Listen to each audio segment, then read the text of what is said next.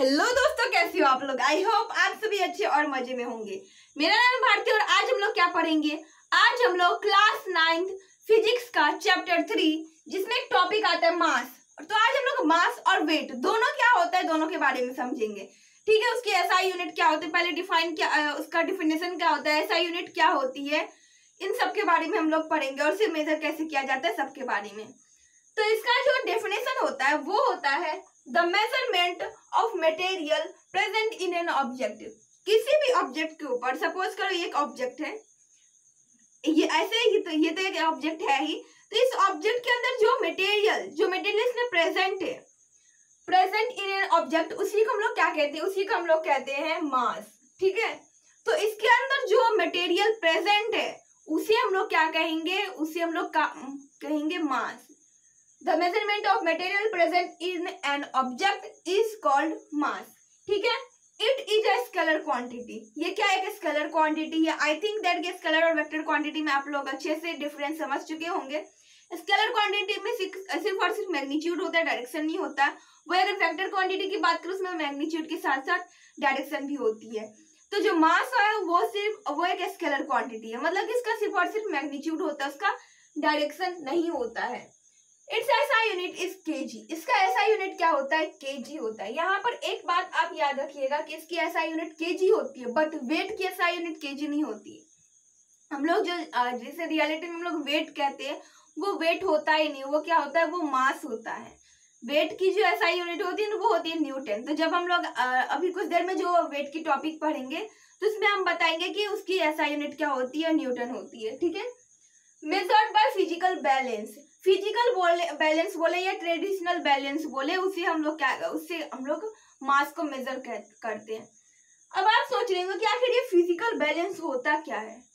तो देखिए, वही सिंपल से तराजू जो होती है ना, तराजू किलो, उसी को कहते हैं हम लोग फिजिकल बैलेंस या तो फिर कहे ट्रेडिशनल बैलेंस। आजकल के टाइम में मशीन आ गया है जिस पर मेजर किया जाता है, बट वो जो मशीन पर मेजर किया जाता है ना वो वेट होता है, और जो ट्रेडिशनल बैलेंस वाले जो जिसे मेजर किया जाता है तराजू किलो से, उससे मास मेजर किया जाता है। तो मास और वेट दोनों को अलग अलग चीज से मेजर किया जाता है। ठीक है, और अगर हम लोग वेट की बात करें तो उसे हम लोग स्प्रिंग बैलेंस से मेजर करते हैं। ठीक है, तो हम लोग किसी दूसरे वीडियो में हम लोग पढ़ेंगे मास और वेट के बीच में डिफरेंस क्या क्या होती है, तो उसमें हम लोग और अच्छे से समझ पाएंगे। ठीक है, तो आप लोग समझ गए होंगे फिजिकल बैलेंस क्या होता है। सिंपल से कह दो, तराजू जो होती है तो वो क्या होती है हमारी, वो होती है, उसी से मास को मेजर किया जाता है। Can not be change even carried from one planet to another. ये कभी भी चेंज नहीं होता है। अगर हम लोग इसे एक प्लेनेट से दूसरे, यहाँ पर अदर्स लिखे, अदर्स प्लेनेट या अदर हेवनली बॉडीज पर भी लेकर जाए तो ये कभी भी चेंज नहीं होता है। अब जैसे देखो, ये मार्कर है, मैं इस मार्कर को अर्थ से लेकर किसी दूसरे प्लेनेट, या सपोज करो मैं इसे मून पर लेकर चली गई। ठीक है, तो मून पर क्या ये जो मार्कर है इसका साइज छोटा हो जाएगा? नहीं ना। क्या ये जो मार्कर है इसका साइज बड़ा हो जाएगा? नहीं ना। क्या ये फूल के मोटा हो जाएगा? नहीं ना। या ऐसा तो नहीं ना कि ये और चिपक करके पेन के जैसे पतला बन जाएगा? नहीं ना। ये ऐसा का ऐसा ही रहेगा। क्यों? क्योंकि इसके अंदर जो मटेरियल है ना वो चेंज नहीं होगा, इसलिए ये क्या होगा, ये इसका मास होगा। मास क्या होता है कि एक प्लेनेट से दूसरे प्लेनेट या दूसरे हेवनली बॉडीज या स्पेस कहीं पर भी लेकर जाए तो वो चेंज नहीं होता है। आई होप कि आप लोग समझ रहे होंगे कि मास क्या होती है। एक बार समझ लेते हैं अच्छे से। The measurement of material present in an object. Material, इसके अंदर जो मटेरियल होता है ना उसका मेजरमेंट किया जाता है। ठीक है, वेट अलग होता है, मास अलग होता है। ठीक है, तो इसके अंदर जो मटेरियल है उसका मेजरमेंट किया जाता है, दैट इज कॉल्ड मास। ये क्या होता है, एक स्केलर क्वांटिटी होता है। स्केलर क्वांटिटी मतलब सिर्फ और सिर्फ मैग्नीट्यूड होता है, डायरेक्शन नहीं होती है इसमें। SI unit is KG. इसकी एसआई यूनिट क्या होती है, केजी या किलोग्राम जो है वो इसकी एसआई यूनिट होती है।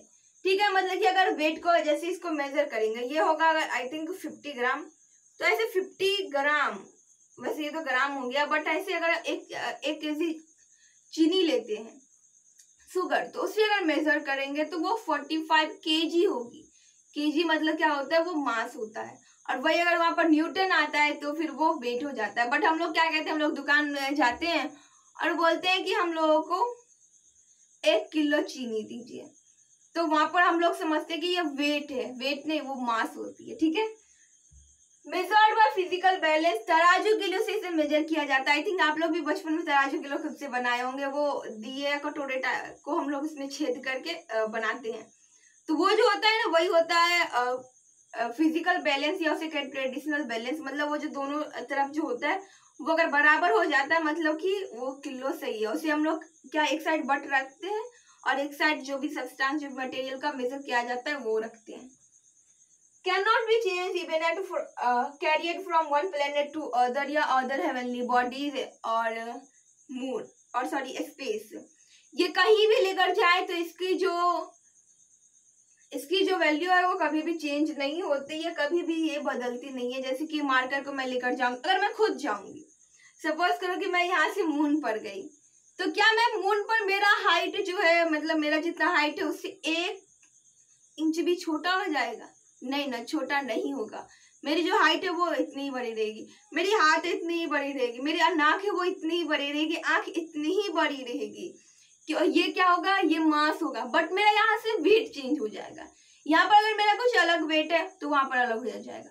सपोज करो कि मेरा वेट 60 kg है, तो वहां पर 10 kg वेट हो जाएगा, क्योंकि हमारा वेट से वहां पर 1/6 हो जाता है, 1/6 times on earth, sorry on moon. हम लोग का 1 kg अगर वेट ले तो वहां पर 1/6 हो जाता है। ठीक है, तो अगर हम लोग सपोज करो कि मेरा वेट 60 kg है, तो वहां पर जाकर कितना हो जाएगा मेरा 10 kg। और यहाँ से कोई ऐसा इंसान है जो कि 600 किलो का है, अगर उसे मून पर लेकर जाए तो वो 60 किलो का हो जाएगा, क्योंकि वो ग्रेविटेशनल फोर्स के ऊपर डिपेंड करता है, जिससे हम लोग कभी आगे पढ़ेंगे। आई होप कि आप लोगों को मास समझ में आ गया होगा। अब हम लोग कैसे समझेंगे, अब हम लोग समझने जा रहे हैं वेट को। अब चलो समझते फाइनली वेट किसे कहते हैं। तो weight is an object is equal to the gravitational force applied by the earth और अदर हेवनली बॉडीज। देखिए वेट क्या है, वेट क्या, ग्रेविटेशनल फोर्स की वजह से अगर वेट करें तो वो चेंज हो सकता है।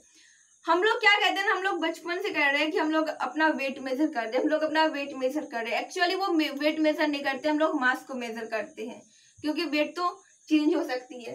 तो ये कैसे चेंज होती है, ये ग्रेविटेशनल फोर्स की वजह से चेंज होती है। अब जैसे देखो अर्थ का ग्रेविटेशनल फोर्स की वैल्यू अलग है, मून की अलग है, किसी दूसरे प्लेनेट की अलग होगी, तो वो इसके किसके ऊपर डिपेंड करता है, ग्रेविटेशनल फोर्स के ऊपर डिपेंड करता है। तो आई थिंक यहाँ पर आपके दिमाग में एक क्वेश्चन आना चाहिए कि क्या कोई ऐसा जगह है अर्थ पर जहाँ पर ग्रेविटेशनल फोर्स 0 हो, और 0 होने का मतलब कि वहां पर वेट इंसानों को कितना हो जाए, 0 हो जाए। तो हाँ वो जगह है, वो जगह कौन सा है, ये है हमारा अर्थ। और ये अर्थ का सेंटर जो है, अगर इस अर्थ के सेंटर पर है जाए, जहां पर सेंटर से जो डिस्टेंस होगी हमारी वो 0 हो, मतलब एकदम सेंटर में चले जाए, वहां पर किसी भी चीज का वेट अगर मेजर किया जाए तो वो होगा 0, क्योंकि वहां पर ग्रेविटेशनल फोर्स होगा 0 और वेट डिपेंड करते हैं ग्रेविटेशनल फोर्स के ऊपर, इसीलिए वहां पर किसी भी ऑब्जेक्ट का जो वेट होगा वो 0 होगा। लेकिन याद रखिएगा सेंटर में, पूरे अर्थ के बीचों बीच जाएंगे तभी ऐसा होगा।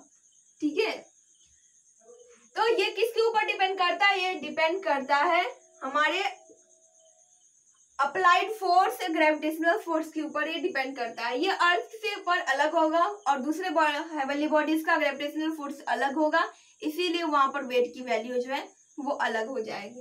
It is a vector quantity. अभी मैं कुछ देर पहले बताई थी कि वेक्टर और स्केलर क्वांटिटी क्या होता है। इसमें मैग्नीट्यूड के साथ साथ डायरेक्शन भी होता है, वो होता है वेक्टर क्वांटिटी। याद रखिएगा, mass scalar quantity, weight vector quantity. एक जो है जो कि कभी चेंज नहीं हो सकता, एक दूसरा चेंज हो सकता है, एक को दूसरे प्लेनेट पर भी लेकर जाता पर भी नहीं, एक को अर्थ पर भी अगर अलग अलग रेडियस भी जाकर के रखा जाए तो उसकी वैल्यू चेंज हो सकती है। ठीक है, it's SI unit is Newton. इसकी एसआई यूनिट न्यूटन, या जिसे हम लोग एन से भी डिनोट करते हैं, तो ये न्यूटन होती है इसकी एसआई यूनिट, न्यूटन। याद रखिएगा, फोर्स की एसआई यूनिट क्या होती है, न्यूटन होती है, और वेट की एसआई यूनिट क्या होती है, न्यूटन होती है। It is measured by spring balance. I think that कि अभी आपको पता होगा कि स्प्रिंग बैलेंस क्या होती है, ठीक है। तो इसे किस चीज से मेजर किया जाता है? स्प्रिंग बैलेंस से, ना कि ट्रेडिशनल बैलेंस या कहे तो फिजिकल बैलेंस, ठीक है। इट मे चेंज, अब चेंज कैसे होगा तो मैं बताई कि ये रेडियस के ऊपर डिपेंड करता है। अगर अर्थ के ऊपर जाए तब पर भी इसका रेडियस मतलब कि उसकी जो वैल्यू है वो घटती चली जाएगी, और इसके अंदर भी लेकर चले जाए तो उसकी वैल्यू घटती चली जाएगी।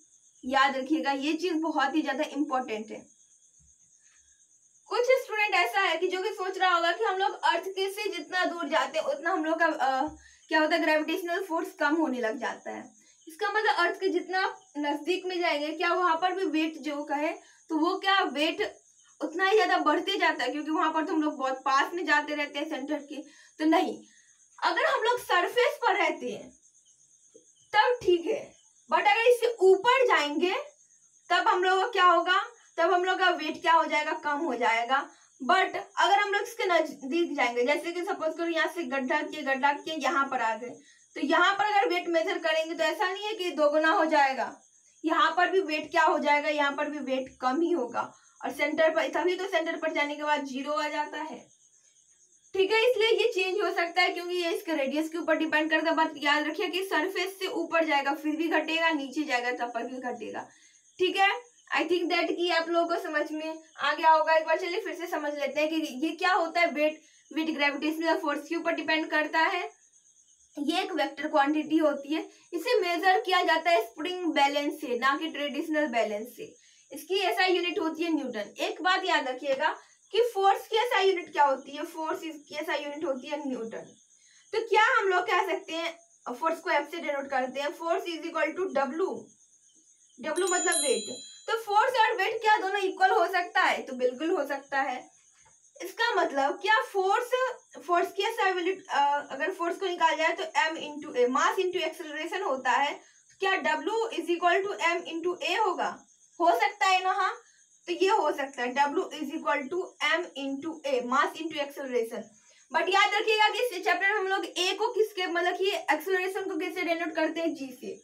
तो क्या हो जाएगा, W is equal to mg। तो अगर W को फाइंड करना रहे तो मतलब कि वेट को फाइंड करना रहे तो क्या करेंगे, मास इंटू एक्सेलरेशन। आई होप कि आप लोगों को ये समझ में आ गया होगा। अगर ये वीडियो आप लोगों के लिए यूजफुल रहा तो प्लीज वीडियो कर दीजिएगा एक लाइक और हमारे चैनल कर दीजिएगा सब्सक्राइब। Thanks for watching.